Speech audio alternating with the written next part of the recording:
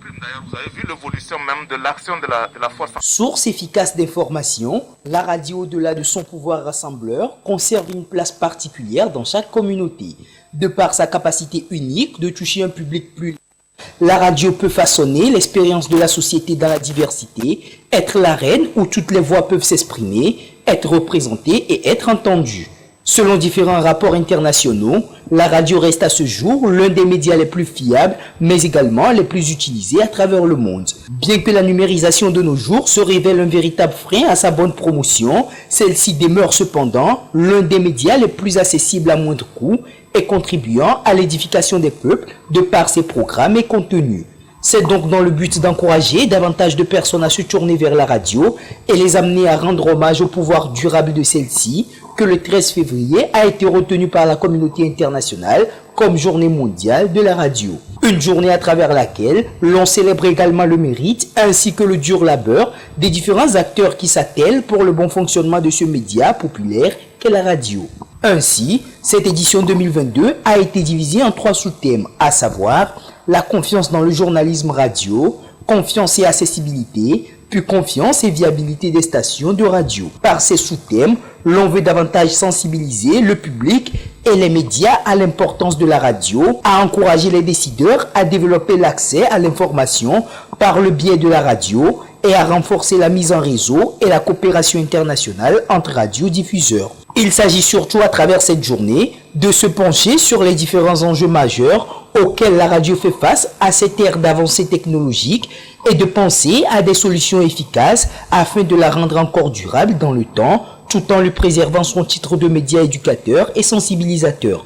Un rôle qui a été d'une grande utilité, surtout avec l'avènement de la Covid-19, où la radio s'est vue l'un des principaux canaux utilisés afin d'atteindre un plus grand nombre de personnes à travers des programmes diversifiés de différents formats en plusieurs langues et dialectes.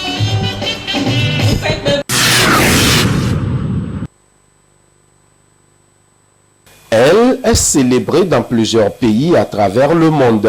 La Saint-Valentin ou la fête des amoureux est une occasion pour les uns et les autres de réaffirmer leurs sentiments à leurs partenaires et de les témoigner à travers des expressions, des cadeaux et autres. Ce 14 février, le constat est encore bien visible. Les boutiques et autres points de vente n'ont pas manqué le rendez-vous. Les articles sont disponibles. Articles aux couleurs de la Saint-Valentin, le rouge, le rose, le blanc, bref, l'emblème de la passion. Le 14 février, c'est une date où on célèbre l'amour. Mais néanmoins, on a l'amour l'un à l'autre depuis. Ça s'est couplé avec mon anniversaire. Moi, je suis né le 14 février. Dans ce genre de choses, les gens envoient des cadeaux aux gens juste pour prouver leur sympathie et l'amour l'un à l'autre. En général, c'est pour ceux qui sont déjà mariés. C'est pour les mariés. Bon, maintenant, ces derniers temps, c'est les jeunes qui se sont lancés. Joyeux fête de Saint-Valentin à tous les amoureux. Cette fête constitue donc une opportunité pour ces commerçants de réaliser de bons chiffres d'affaires. Même si l'ambiance n'a pas été celle des grands jours, on se contente du peu. La vente n'est pas vraiment ça. Parce que tout le monde se plaint qu'il n'y a pas l'argent et autres. Mais nous avons exposé quand même la couleur du jour, le rouge et le blanc.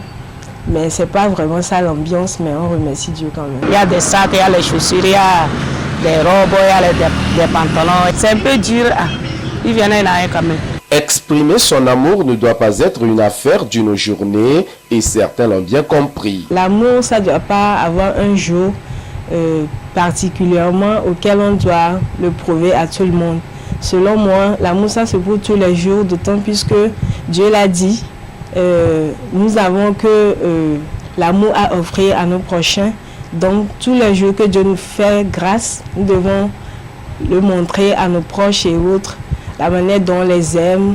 La célébration de la Saint-Valentin semble prendre une autre tournure aujourd'hui avec les dérives et les dépravations observées au sein de la jeunesse. Il est donc important de sensibiliser cette couche sociale, de la conscientiser afin de préserver les valeurs relationnelles au sein de nos sociétés. Du gazon et des fleurs bien entretenues pour embellir cet espace situé en face de CCL à Kakaveli. Des agents arrosent quotidiennement pour garder et maintenir la verdure propre et attrayante. Il s'agit d'un espace vert. Ce projet d'espace vert a été porté par Kofeto Kaka Ayemba et son ami Florent Kodjo Defli. Ils apportent ainsi leur contribution en matière d'assainissement urbain et aussi pour lutter contre l'insalubrité. Sinon, ici, c'était un dépotoir où les gens déféquaient. Certains déféquaient directement ici, d'autres déféquaient dans les plastiques, ils viennent jeter. Donc, d'autres utilisaient ici comme un lieu pour uriner. Et nous avons vu que ce n'est pas bien, ce n'est pas propre. Donc, nous avons pris l'initiative de dégager l'espace. S'il y avait les ordures, nous avons dégagé les ordures et nous avons maintenant finalisé l'espace vert pour rendre ici propre. Non seulement pour la beauté de la ville, le jour où on devait inaugurer le train, c'est ici le président de la République est venu descendre. Donc nous avions fait ça aussi pour symboliser ce jour-là. Notre idée, c'est d'accompagner le gouvernement dans l'assainissement de la ville. Nous conseillons à toute la population de faire ce qu'ils peuvent faire. Chacun n'a qu'à faire sa part pour accompagner l'État. Et ce que je vais dire encore, c'est que les gens n'ont qu'à aider à entretenir les cadres, l'environnement, l'espace. Il y a la divagation des bêtes, brouter le gazon, ce qui fait très mal. Ceux qui jettent les ordures un peu partout, ils n'ont qu'à se contrôler et chercher un cadre propice pour le dépôt des ordures ménagères. Cet espace vert a beaucoup changé le milieu selon les riverains qui ont salué l'initiative. Là, je trouve l'endroit là, c'est bon. C'est joli à voir. On veut que tout le monde va passer comme ça aussi. C'est très bon, c'est bien aménagé, il y a un grand changement. Si c'est que auparavant d'autres aussi avaient des idées comme ça, je pense que ça n'allait pas être comme ça, allait évoluer plus que ça. L'ambition ici est d'étendre cet espace vert. Cependant, les moyens sont limités. Ces citoyens invitent les bonnes volontés à leur venir en aide afin d'atteindre leurs objectifs. Et puis nous voulons aussi planter des arbres. Et ça là, nous sommes en train de nous programmer pour le 1er juin. Nous aurons besoin du financement pour continuer. Si l'État ou les gens ou les entités de l'État trouvent que c'est une bonne chose, ils peuvent nous accompagner pour qu'on le fasse. Dans son programme de développement urbain, le gouvernement togolais a fait des espaces verts l'une de ses priorités. Et ce projet de ces jeunes Togolais vient appuyer les efforts des autorités du pays.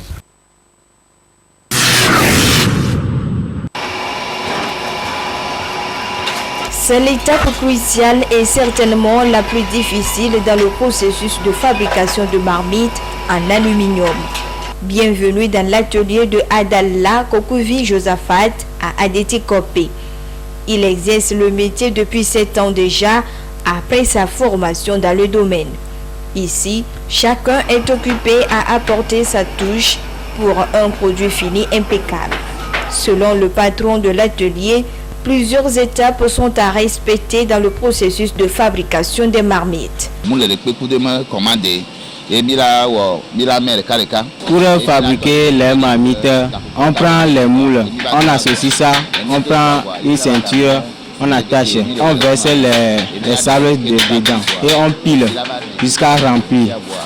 Si c'est dur, on tape les tableaux pour déposer ça. On prend les cadres, on met à côté. On verse aussi les sables à côté du moule. On pile aussi jusqu'à ce que les sables sont durs. On fait les chapeaux aussi. Et il y a un petit truc qu'on fait au-dessus, sur le chapeau là. C'est par là qu'on coule la marmite. Ils arrivent à produire jusqu'à 25 à 32 marmites par jour. Une fois le produit disponible, il est vendu en gros et en détail. Tout objet en aluminium est la matière première de cette activité. On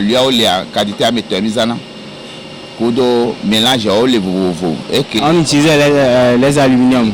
Il y a les légers, il y a les casses. Maintenant pour les casses là, c'est pour les moteurs ça. Les légers là, ce sont les plateaux des voitures. Oui bon. Maintenant si on utilise les casses simples là, ça fait gâter la marmite. Et si on utilise les légers aussi, à part, ça fait gâter aussi. Maintenant, on mélange les deux pour que ça, la marmite soit bonne, quoi.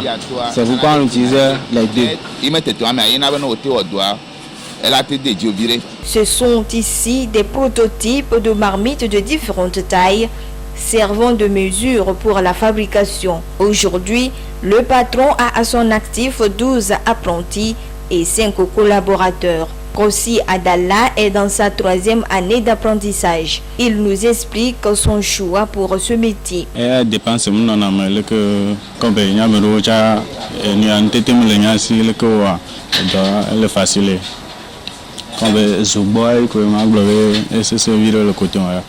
Bon montage, c'est ça le côté.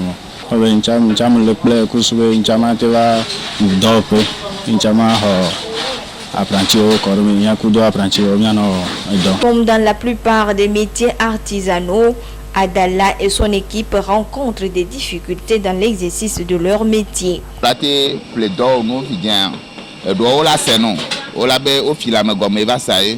Mucha problème que do fidien que c'est que mi le dele funu fidien do la ba de no ado mo no ado lia o le se bombe togbe na bona un ponyoro no o se de mecha e cha la te wo le funu fidien de kakare ke ezoe ne ko ni cha blessé na ne jogbo voto de ba do fuji no wa nko agble won ke gbe ne gba facha ne no afa lo se be ke jija ko le fidien si mo le nti ko so de mecha e cha gba wo na ke. Il n'y a pas de sous-métier, dit-on souvent. Kokovi Adalla ne se plaint pas, son métier lui permet de subvenir à ses besoins et ceux de sa famille.